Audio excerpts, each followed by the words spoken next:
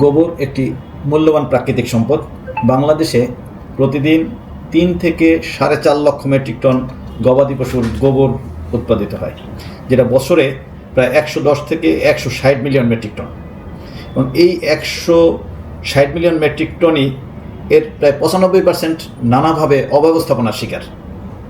এবং কৃষিখাতে যে green house নিঃসরণ হয় তার 12% আসে এই গোবর থেকে। এবং এই গোবরগুলি আমরা যে প্রতি বছর প্রায় বাংলাদেশে 1 কোটি গরু ছাগল এবং 80 লক্ষের মতো মহিষ আছে, এই গরু মহিষের টোটাল যে গোবরটা উৎপাদিত হয়, যেটা 160 মিলিয়ন, তার যদি আমরা 50 ভাগও ম্যানেজ করতে পারি, বিশেষ করে যদি যে পরিমাণ গোবর আছে তার 50%, that means 1.185 million metric ton প্রতিদিন যদি আমি রূপান্তর করতে পারি, ট্রান্সফর্ম করতে পারি, তাহলে প্রতিদিন আমার প্রায় 0.15 থেকে 0.17 মিলিয়ন মেট্রিক টন কম্পোস্ট পাইতে পারি। এবং এই পরিমাণ কম্পোস্ট যদি আমরা কৃষি জমিতে ব্যবহার করি, আমার বছরে 6,90,000 মেট্রিক টন ইউরিয়া সাশ্রয় হবে, 3,45,000 মেট্রিক টন টিএসপি সাশ্রয় হবে এবং 5,29,000 মেট্রিক টন এমওপি সার সাশ্রয় হবে। এই বিপুল পরিমাণ সার আমাদের বিদেশ থেকে আমদানি করতে হবে না, এবং এতে আমাদের প্রতি বছর 607.2 মিলিয়ন ডলার বৈদেশিক মুদ্রা সাশ্রয় হবে।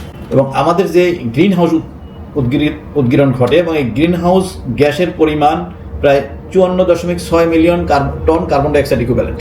এবং এই পরিমাণ কার্বন ডাইঅক্সাইড আমি যদি নিঃসরণ কমাইতে পারি, তাহলে আমরা বিশ্বের কাছে কার্বন ট্যাক্স দাবি করতে পারবো। এই কার্বন ট্যাক্স দিয়া আমরা প্রচুর পরিমাণে বৈদেশিক মুদ্রা আমরা অর্জন করতে পারি। এবং এই পরিমাণ গোবর থেকে বায়োগ্যাস হিসাবে আমরা প্রায় 3.5 থেকে 4.5 মিলিয়ন ঘনমিটার বায়োগ্যাস পেতে পারি। এবং এই বায়োগ্যাসটা যদি আমি মিথেনে পরিণত করি, এর প্রায় 65% এর মধ্যে মিথেন আছে, এবং এর মধ্যে কিছু জলীয় বাষ্প এবং কার্বন ডাইঅক্সাইড আছে। এটা যদি আমরা পিউরিফাই করতে পারি, এবং এখানে আমাদের একটা বড় জ্বালানির উৎস হতে পারে, এবং সেটা প্রায় 1 লক্ষ সিলিন্ডার আমরা মিথেন গ্যাস প্রতি বছর এই গোবর থেকে উৎপাদন করতে পারি। এবং এই পরিমাণ জ্বালানি আমরা বিদেশ থেকে, এই পরিমাণ তরলীকরণকৃত প্রাকৃতিক গ্যাস বিদেশ থেকে আমদানি করা আমি বন্ধ করতে পারি।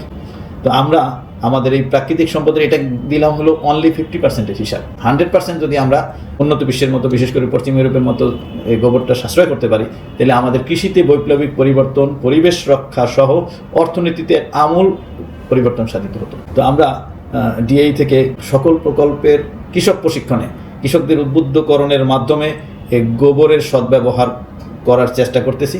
আমাদের প্রায় 30টি প্রকল্পের মধ্যে 11টি প্রকল্পেই ভার্মি কম্পোস্ট উৎপাদনের ব্যবস্থা আছে, এবং এই ভার্মি কম্পোস্ট, ট্রাইকো কম্পোস্ট এবং শুধুমাত্র কম্পোস্ট, এটার মাধ্যমে আমাদের প্রতি বছর প্রায় 35 লক্ষ মেট্রিক টন আমার সার, কম্পোস্ট, ভার্মি কম্পোস্ট এবং ট্রাইকো কম্পোস্ট উৎপাদিত হচ্ছে।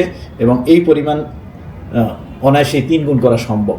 এবং আমরা এক্ষেত্রে স্পেসিফিক প্রকল্প গ্রহণের মাধ্যমে আমরা 50% গোবর কাজে লাগানোর ব্যবস্থা করতে পারলে আমাদের পরিবেশ রক্ষা এবং মাটির স্বাস্থ্য রক্ষা, বায়োডাইভার্সিটি রক্ষা এবং ফসল উৎপাদনের ধারাবাহিকতা রক্ষা, ফসলের গুণগত মান বৃদ্ধি সহ আমরা বৈদেশিক মুদ্রা সাশ্রয় করতে পারি প্রায় 607 মিলিয়ন মেট্রিক টন, যেটা আমি আগে উল্লেখ করেছি।